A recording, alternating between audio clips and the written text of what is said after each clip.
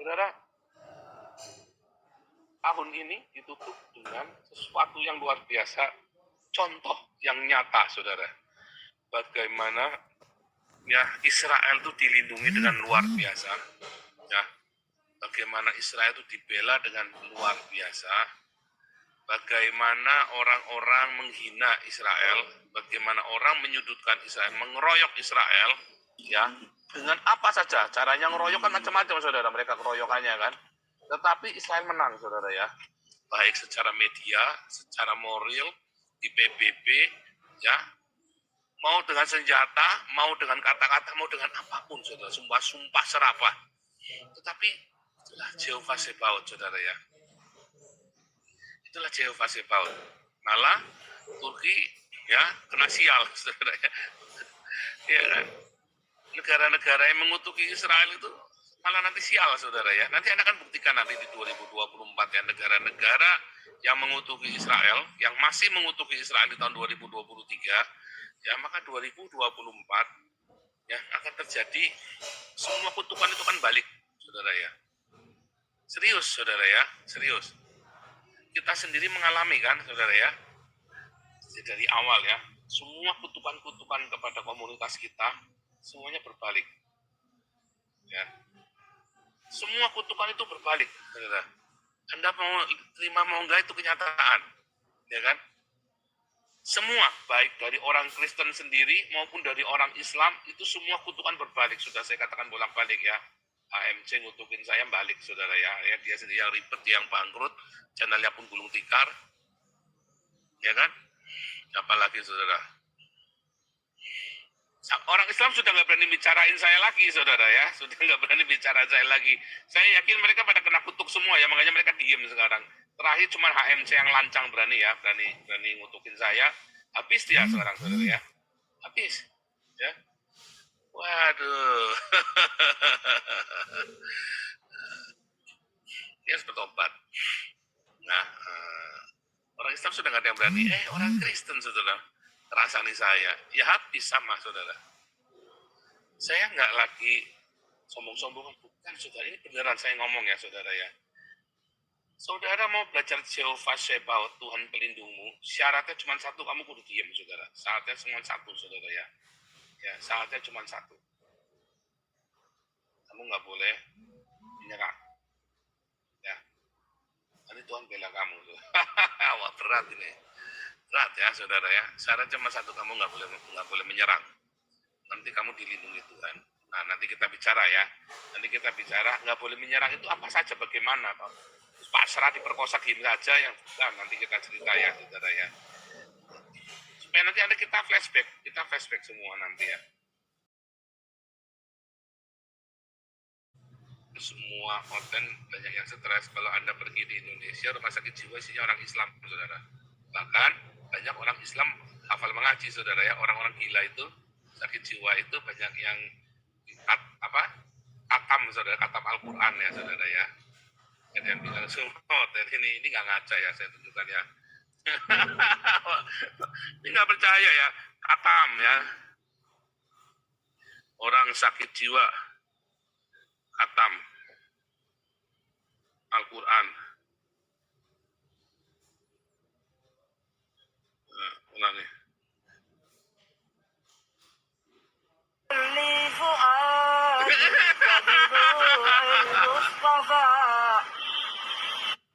Itu stres tuh ya. Nah, itu banyak orang Islam stres, saudara ya. Kenapa, saudara? Karena bidadarinya masih lama, dia nunggu nggak mati-mati, saudara ya. Makanya stres. Banyak orang Islam stres ya. RSC penuh orang Islam, RSC penuh. Ya, RSC penuh. Tanya deh, kamu tanya rata-rata ya. Kalau penghuni ada 100, yang 99 itu orang Islam, saudara. Ya.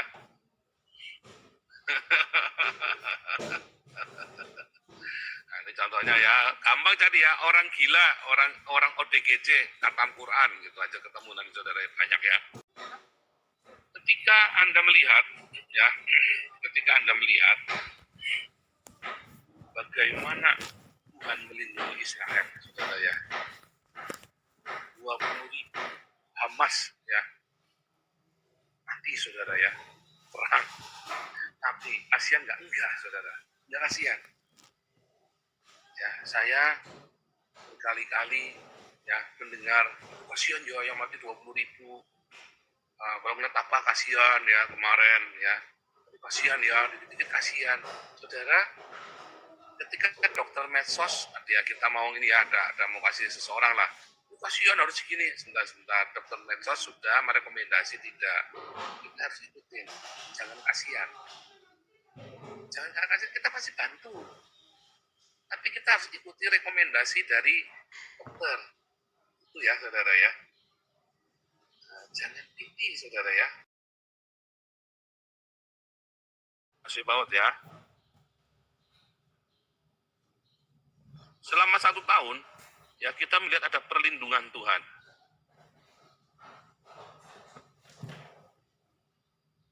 Ya. Tapi karena ada perlindungan Tuhan, berarti kan ada ancaman, saudara. Ya kan, ada ancaman yang menyerang kita kan. Ada perlindungan, ada ancaman.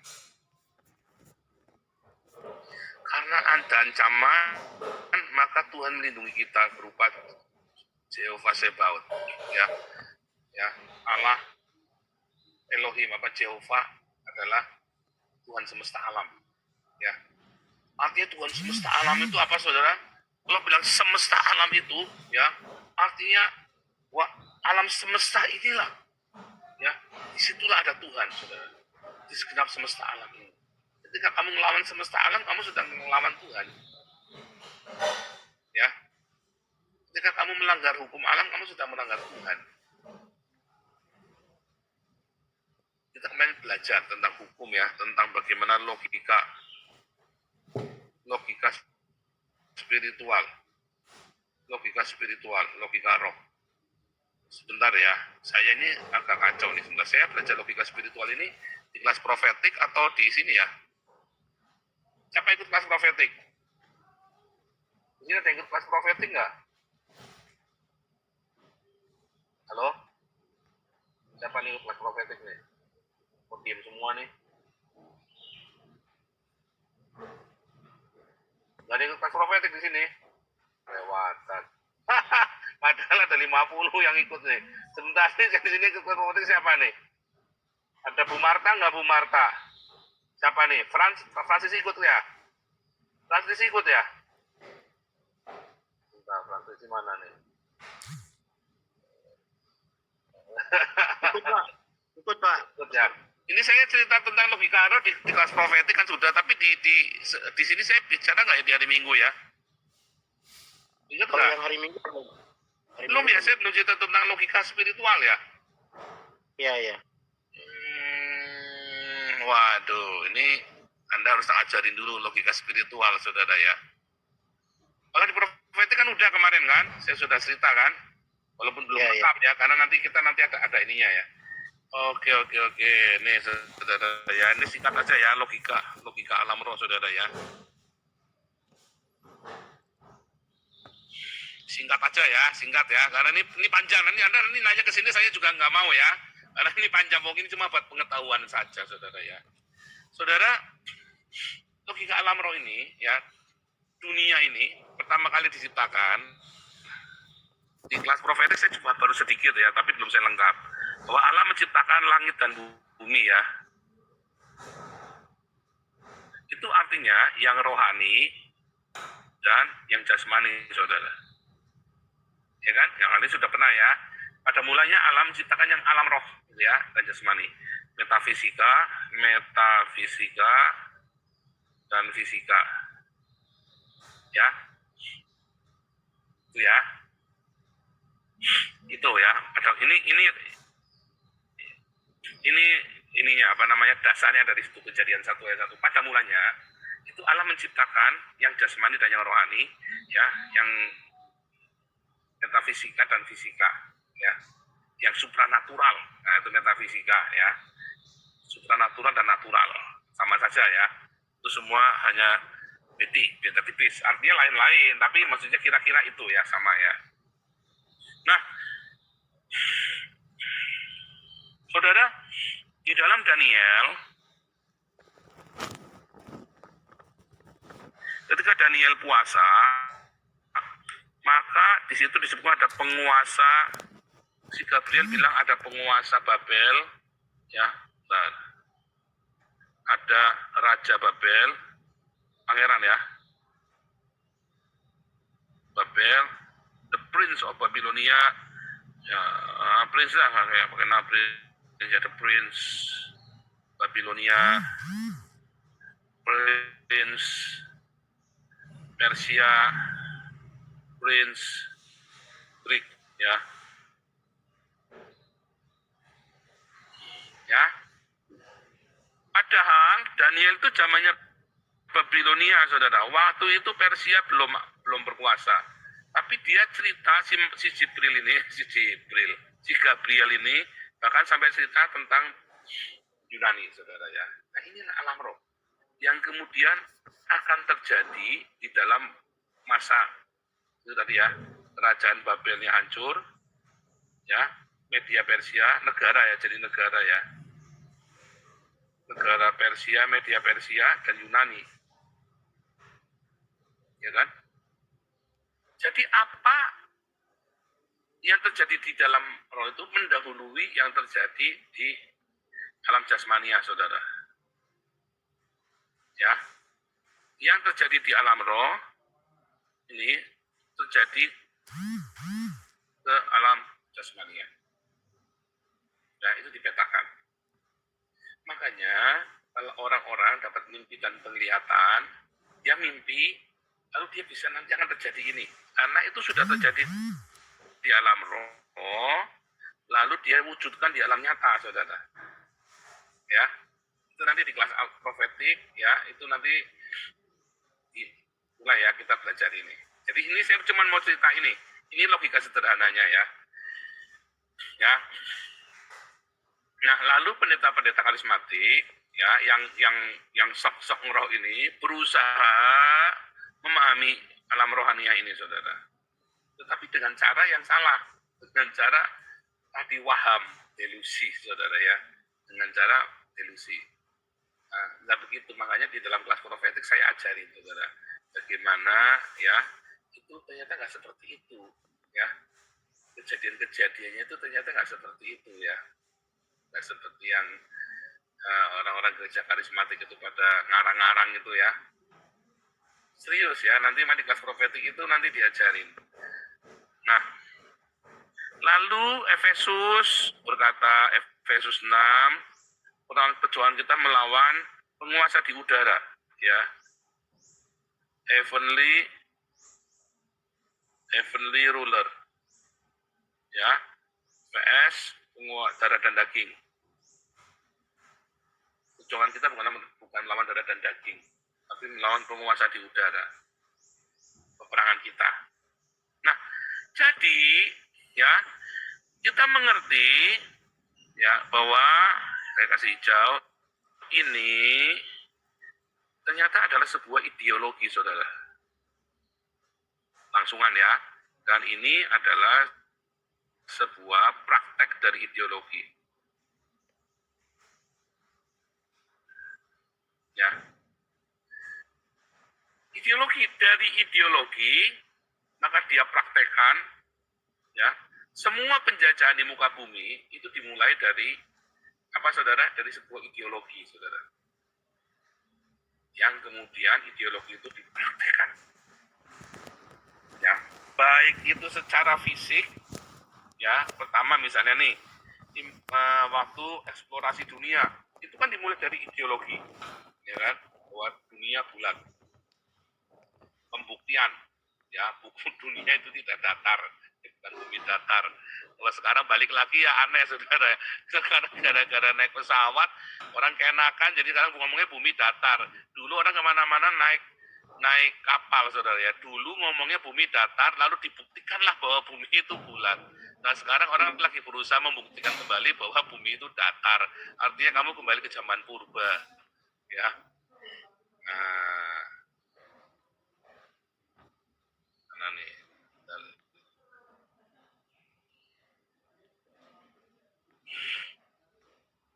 Sebenarnya ini nanti kita cerita teori konspirasi ya, nanti lanjutannya ke teori konspirasi ini ya, saudara ya. Jadi yang sebelah kiri, alam roh itu sebenarnya cerita ideologi. Yang sebelah kanan itu ya alam jasmania itu sebenarnya adalah praktek dari ideologi, dari eksplorasi dunia, imperialisme dunia datang das. Kemudian itu kan kuno, model kuno, Viking pergi nyerang mana-mana. Dimulai dari ideologi, saudara, ya kan?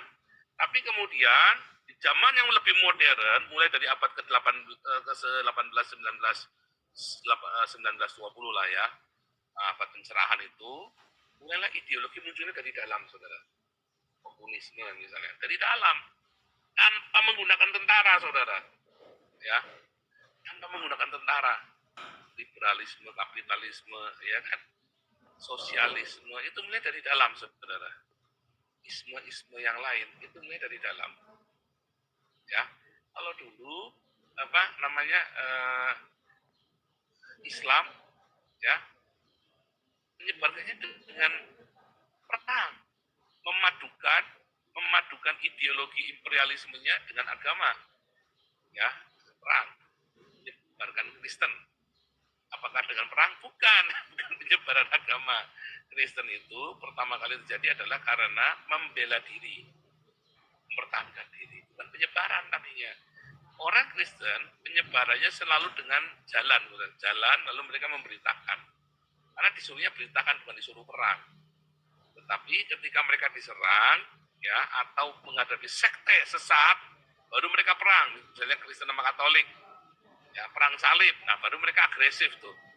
Tetapi ketika penyebaran Kristen sendiri ke daerah yang tidak diketahui, mereka tidak akan menggunakan dengan perang. Ya, itu yang di Glory Gold Gospel nggak dengan perang. Mereka datang nggak mau perang, mereka datang mau dagang. Ya, mereka datang mau dagang. Walaupun akhirnya perang. Akhirnya perang. Tapi mereka mau dagang. Kalau orang Islam bagaimana? Kalau orang Islam memang harus menguasai pemerintahan. Makanya Islam itu adalah sebuah ideologi, murni ideologi. Islam itu adalah sebuah politik, gerakan politik, saudara. Tidak akan pernah lepas dari politik. Kalau Islam yang baik-baik, yang ramah-ramah, tidak akan terjun politik. Kalau Anda lihat ada Islam yang baik-baik, ya, tidak akan terjun politik. Itu yang jahat-jahat, mau wali kota, mau apa, itu betul-betul gitu, saudara ya. Itu orang Islam yang betul-betul gitu ya. Nah, itu fakta. Nah, itu ya, itu logika alam roh. Jadi ada ideologi dulu. Ya, nanti detail-detailnya nanti ya, nanti profetik bagaimana ideologi itu maksudnya membuatan ramalan, apalagi mimpi, penglihatan, segala macam itu, saudara ya. Itu ya, nah, dah, cukup. Nah, tentang ideologi saya.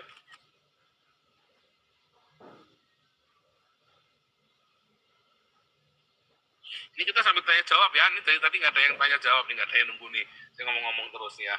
Nanti sekarang lihat bagaimana Tuhan melindungi. Nah, tadi melindungi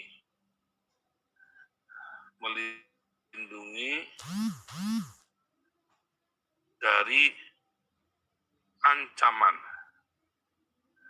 ya.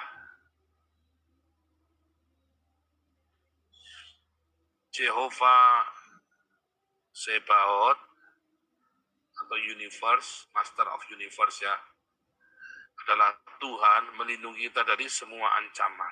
Ancaman ini adalah ideologi, saudara. Ide-ide gila, orang-orang compong, orang schizofren, orang-orang yang delusional, orang-orang Islam ini kan, termasuk dari bidat-bidat, saudara. Bidat-bidat yang ngalamin delusi. Saudara, Trinitas juga bidat, saudara ya. Loh, di awal itu ternyata disebut bidat. Ya. Sama Aryan itu ternyata disebut bidat. Ya. Lalu karena Trinitas, ya, Yudaisme menganggap bahwa Nazaren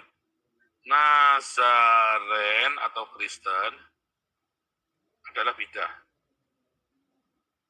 Ya, lalu kemudian Kristen ini menjadi mayoritas. Lalu Kristen menjadi mayoritas menganggap Yudaisme ini adalah sesat, bidah. Ya, heresi. Ya kan?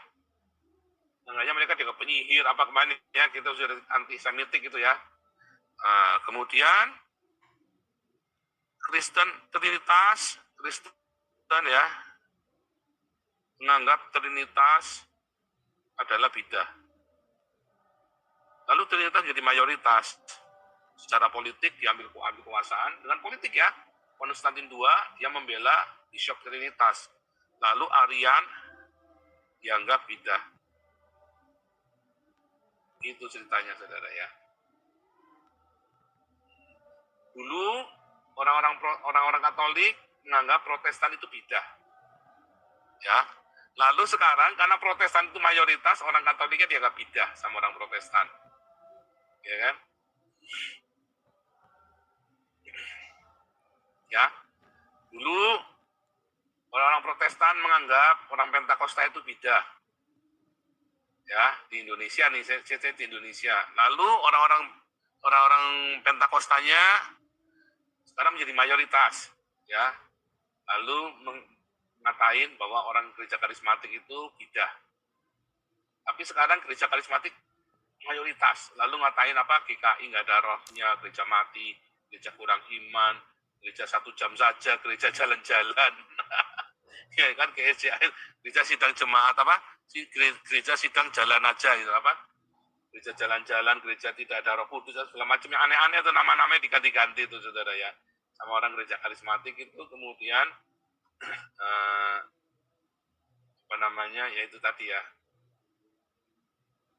menganggap yang lain itu bidah, nggak ada rohnya. Saya di Belanda pergi ke gereja ya, gereja PKN. Lalu orang gereja karismatik bilang itu gereja itu nggak ada rohnya. Oh, siapa bilang? Siapa? Kacau juga nih cara pemikirannya orang gereja karismatik ya. Itu tadi ya, karena semuanya saling membidahkan satu sama lain saja ya. Saling membidahkan satu sama lain. Nah, itu ya. Kenapa saudara? Karena mereka sebenarnya tidak berdamai.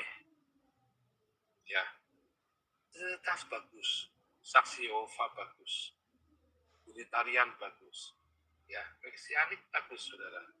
Selama kamu melakukan yang Tuhan Yesus suruh, mengasihi, mengampuni, memberkati. Makanya kita bikin lagu, saya sama Welles Ang ya, kita bikin lagu mengasihi, mengampuni, memberkati. Kalau kamu sudah mengasihi, mengampuni, memberkati, maka kita akan dipulihkan hidupnya saudara. Maka kita udah nggak urusan lagi dengan yang bidah-bidah ini.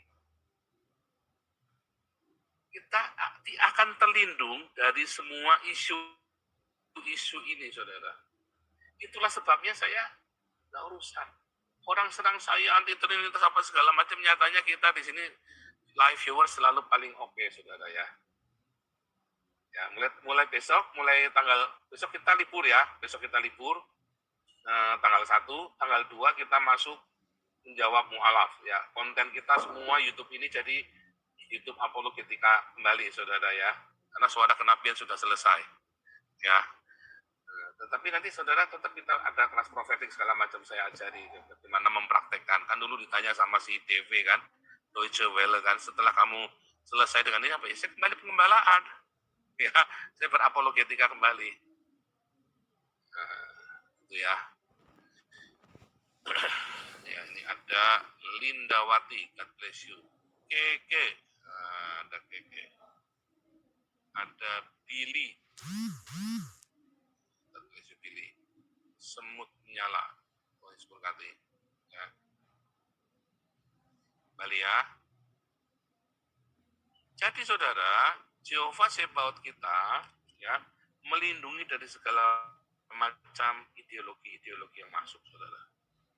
Karena apa? Karena ideologi yang benar adalah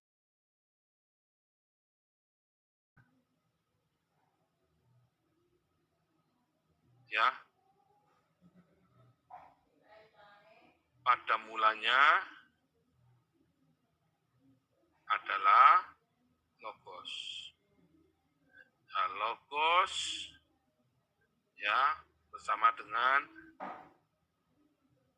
Theos. Logos adalah Theos. Artinya ideologi yang benar adalah teos itu sendiri. Masalah teos yang mana nih? Apakah Allah Akbar? Bukan. Ya, teos adalah agape. Inilah ideologi yang benar, saudara. Sehingga ideologi yang benar adalah agape, saudara. Itu ya. Itulah ideologi yang benar, saudara ya. Kalau kamu mencintai, mengasihi sesamamu. Kalau Israel, Pak, dengan bagi amat, kalau kamu mengasihi, ya, kamu harus melindungi keluargamu, saudara. Ya, kamu harus melindungi keluargamu. Kalau kamu tidak melindungi keluargamu, maka kamu tidak mengasihi, saudara.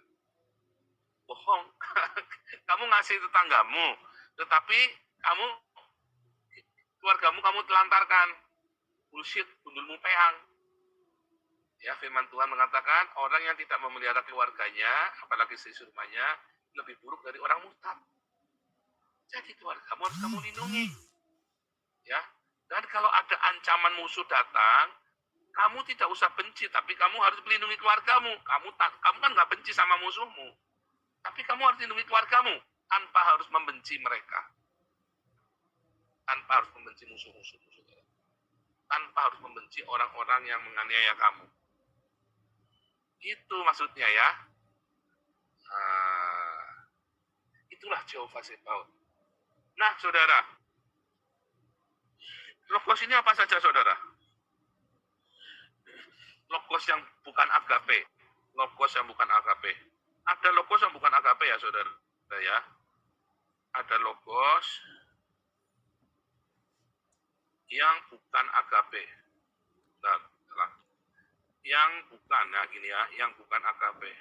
Yang tidak ekuivalen dengan agape. Apa itu? Ketika untuk sumpah serapah, kematian, ya, rencana jahat, ya kan? Tahun 2023, kutuk sumpah serapah makian rencana jahat itu bertubi-tubi dihadapkan kepada saya dan keluarga saya, saudara. Nggak ada yang mempan. Ada Jehovah malah balik, saudara. Malah balik. Siapa yang gini ngalamin? Ayo. Balik semua. Ya, semua kutuk sumpah serapah makian rencana jahat, fitnah. Ini kan adalah logos yang bukan agape, saudara. Yang dari iblis, logosnya setan. Tetapi Tuhan baik, saudara, sama saya, dilindungi. Jehovah Sebaot dalam nama Yesus Kristus. Wah, ini dalam sekali Anda kalau ngerti ini, yang mengerti katakan amin dong. Ini dalam sekali saya cerita, saudara ya. Bagaimana Jehovah Sebaot melindungi hidupmu, saudara. Waduh, ini dalam sekali nih, saudara ya. Nah, ini ada yang bilang kebencian menimbulkan pertengkaran, kasih membangun. Ya, saudara ya. Nggak ujuk-ujuk begitu ya. Ya. Semua dimulai dari logos, ya. Kebencian apa segala macam ya.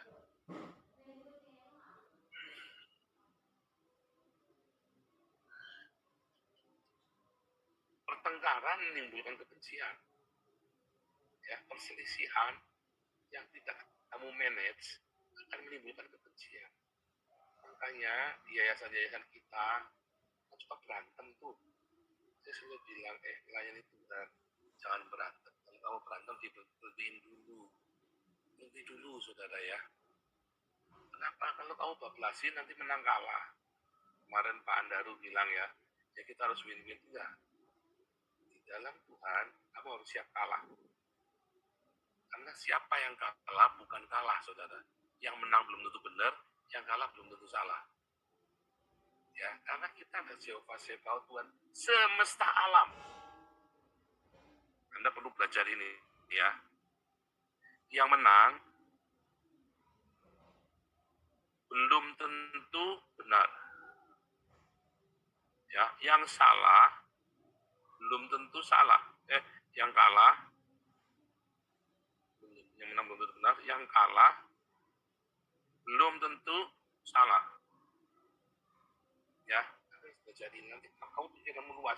Kalau kamu ngerti ini, kamu nanti pikiran tiba-tiba kebuka, saudara. Kamu akan menjadi luas sekali cara berpikir. Yang menang belum tentu benar, yang kalah belum tentu salah. Makanya saya, kalau kalian lagi ribut di yayasan, saya nonton, saudara. Walaupun kamu merasa menang, boleh kamu merasa menang. Tapi di hati, saya tahu orang yang kalah ini benar. Dia sebenarnya nggak salah. Dan mungkin ya dia harus dikorbankan. Tapi saya tahu dia nggak salah, saudara. Dan itu penting. Suatu ketika saya ambil lagi. Ya, yang menang itu belum tentu benar. Ya, yang kalah belum tentu salah. Ya, yang penting jaga hatimu, saudara. Aletheia. Makanya saya bilang, jangan banyak intrik.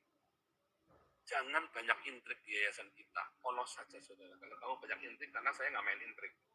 Kamu ditabrak nanti. Kalau orang nggak main intrik itu, dia jalannya lurus lempeng, dia jalan. Kamu yang belok-belok gitu ketabrak. Ya kita nggak main intrik, kita nggak nunggu, saudara. Kita jalan terus. Kamu yang putar-putar jadi kamu ketabrak. Ya, dan akhirnya kamu tersingkir. Ya, tapi kalau kamu hatimu aletheia, ya, hatimu lurus bersih, ya, Tuhan akan sertai kamu. Kalau hatimu tidak aletheia, Tuhan tidak akan sertai kamu, saudara. Ini Pak